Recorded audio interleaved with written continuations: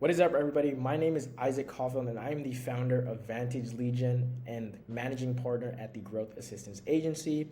And today we're going to be talking about who to target when scaling outreach campaigns. These are methods that I've used personally to scale my own company to multiple five figures and my clients and book, anywhere from 5 to 20 high intent sales appointments on their calendars every single month on a performance basis. So if you're an agency, coach, or consultant, this is extremely relevant to you and something you can implement right away to actually see success with the people that you're speaking with and pitching on a daily basis on your services. So before we even get into it, why should you even bother listening to me, right? Well, as you can see, below is a case study and process breakdown of how I generated $40,000 in 30 days for a $7 million company. And it took me about 2 months and 5 calls with multiple teams and the founders to actually get the deal done. But by the end of it, I had direct access to the founders. So anything over $7 million, I can't really speak to. But if you're trying to talk to bigger and bigger businesses, I do have extensive experience talking to hundreds of business owners and positioning myself in a way that gets me to speak to the right person at the right time in the right room to ultimately get the deal across the line. So if you want to take a look at that case study, go ahead. The link will be in the description of this video. So the first thing that I want to talk about is the problem at hand. And typically there's 4 glaring issues that come up when people are struggling to speak to the right person, when they're trying to pitch their services, right? So the first thing is that they're pitching good offers. They have something that businesses generally want and need and could benefit from. However, they're speaking to the wrong people, right? And then this bleeds into point 2, when they're reaching out to these bigger companies, they struggle to find the right person at that bigger company to get in front of and go through the sales process with. And then this goes into the third point is they struggle to understand where the highest leverage conversations are within a company org chart. You may have 10, 15, 20, 25 people in an org chart, and they may all have some level of authority, but it's really key that you find and pinpoint where those high leverage conversations are and where the most likelihood of getting your deal across the line will be in finding that person. And then the fourth problem that I personally don't think is addressed enough, and is something that businesses actually can improve through the right trainings and right processes, is not being able to sell when the decision maker isn't directly in the room, right? You may be selling the person across from you, but unless you can convey your services in a way that gets the decision maker, to give a green light eventually when the conversation is had between the person across the screen and the founder, right? You're never going to be able to get deals done with people that are on the call with you. So I'm going to dive into kind of why these problems occur and exactly how I'm actively solving those issues in my agency and how I encourage all of my clients to do the same. So step 1 is extrapolating the problem, right? So one question I like to ask, and I encourage all of my clients to ask, is who is the direct response messaging geared toward? And based on who you need to speak with, you should always be framing your messaging accordingly, right? An example of this is I would never pitch an outbound marketing plan to a chief revenue officer. It will always be directed toward the most relevant person for me in my offer. And then clearly understanding the size of the business, right? So there's mom and pop shops, there's SMBs, and then there's enterprise companies, right? Specifically, if you're a lead generation agency or if you're just simply trying to get in front of the right people as a service provider, having intent data on the company's revenue, the employee count, their clientele pedigree, etc., is going to be huge in terms of actually speaking with the right person at every size and every level of business. And going a little bit deeper, a mom and pop shop will almost always have the founder as the sole decision maker and very few gatekeepers before them. Whereas if you're speaking to an SMB, they may have 1 or 2, sometimes even 3 gatekeepers before them that you'll need to get through before you even speak to a decision maker or before a decision maker even sees your offer or knows of internal conversations going on, right? And then being aware of your pricing and offer structure, right? If you're trying to sell high ticket, you will need to try your best to assume levels of authority because not everyone's going to have the same level of authority to actually sign off on your offer and the service that you want to do with the company, right? A CMO with a company of 10 employees, they may not be able to sign off on a $10,000 or $15,000 service, but they may have authority to sign off on a $1,000 to $5,000 offer. So if your goal is to move quickly through the sales process and do high volume sales, get deals done, within a week to 30 days, be aware that certain price points are going to require different levels of authority, right? And this goes the same for these larger companies. When you're speaking to an SMB, the chances that they have an allocated budget specifically for your type of service is pretty high. So you might be able to get a CMO or middle management to sign off on a $10,000 to $15,000 a month service, right? In my opinion, it's always crucial that you sell accordingly for the highest chance of success. So just making sure that you're selling the price points to the people that are most likely going to have levels of authority to sign off if you're trying to get deals done quickly.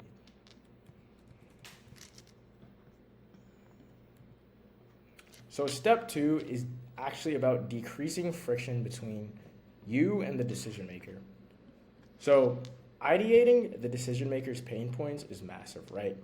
If the decision maker is not in the room, you need to get as much information about how he's thinking and what he thinks specifically about this topic as possible to actually be able to pitch it and convey it effectively to get your deal across the line, right?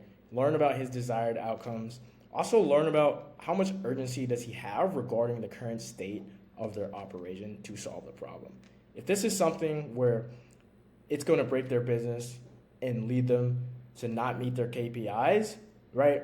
That's probably going to be more of an advantage for you to come in and pitch, right? If this is something where, he has 5 other issues that he would rather handle first, it doesn't really matter how hard you pitch or how good you present your offer. If it's just not a priority for him specifically, it's probably not going to get done, and therefore it's going to trickle down through the different levels of management. So then, instead of solely focusing on the person across the screen, right, you need to talk in terms as if the founder was in the room. So using things like you guys when you're in your discovery, he or she, right? And what this does is it subconsciously allows you to frame up the calls as if the decision maker were in the room. It also allows the person across the screen to think in the frame that they will be selling or are selling to their superiors or partners as well. And then when selling someone who isn't in the room, your sole goal should be to help the person who is in the room, or in our world, across the screen, have the easiest time pitching to their superiors or partners on your stuff, right? So something that I do at our agency whenever I'm selling to someone who's not in the room and I don't have the decision maker on the phone is I always put together a summary of the call notes, the main pain points that the final decision maker will be looking for, so I don't have to rely on the person on the call, 1, to even be excited about pitching my stuff to their boss, but 2, retain and secondhand sell my offer to his or her superior. Because we've all had deals where we thought we're gonna close and the person comes back to us and said, my founder didn't like it, he didn't approve, they want more information. Whatever the excuse is, right?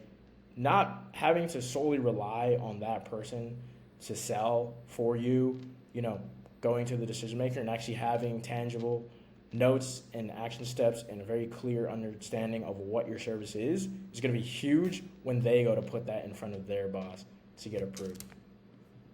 So the most important variable is being able to get the info of the call conveyed precisely as possible to the decision maker. So not only do you have to get the decision maker to see and hear about your stuff, right? You need it to be conveyed exactly how you put it in front of the other person, if not even better. Because if it comes across his desk and it's, 1, not something that he thinks is a priority, but you don't have conviction in that offer and he is aware that he needs you to fix said problem in their business, he's going to take 2 seconds, look at it, push it aside, and go about his day.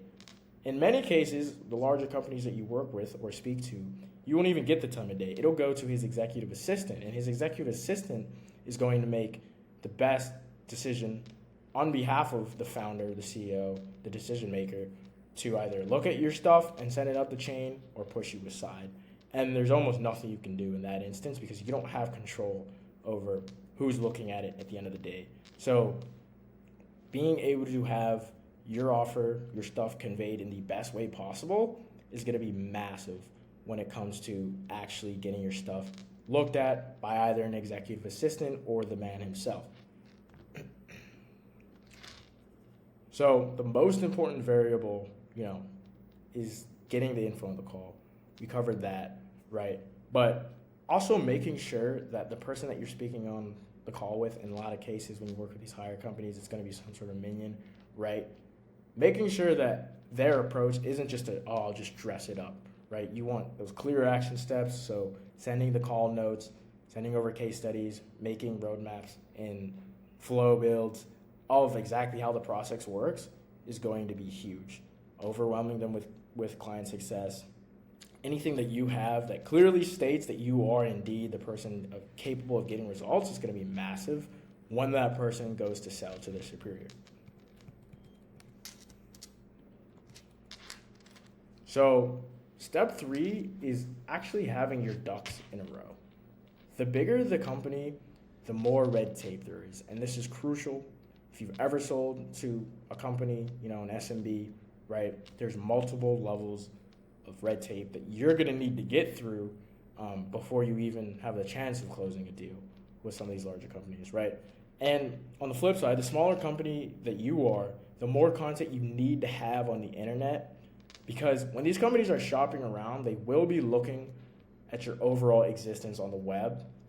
And having a lack of content or overall existence will invoke a level of distrust that will likely not be able to be overcome in the sales process. You can't outsell someone that does not trust you at the core, right? You may be great at sales, you may have all the tricks in the book, but if the person doesn't trust you, you could just kiss that deal goodbye. And a lot of that is done through the preliminary and post-call research that they're going to do, primarily looking at your content and overall existence on the internet, right? So the next thing that I personally have lost thousands of dollars to in deals and had to learn the hard way, so I don't want you to make the same mistakes, is having contracts and some level of legal procedures is a must, especially with these larger companies, right? In the agency world, we could sling deals left and right.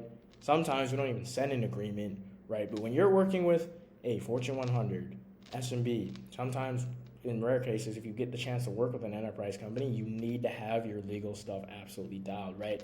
These people have people on payroll that their only job, that some of them make multiple 6 figures a year, is to vet and make sure that your stuff is up to snuff. They're looking at your contracts, they're looking at your agreements, and they're also looking at your legal procedures, right? So if you don't have a standard service agreement that has been vetted by legal counsel, you can just kiss the deal goodbye because they will be looking for it, and you need to appear as professional as possible, right? And then lastly, just actually be the guy that they want to work with.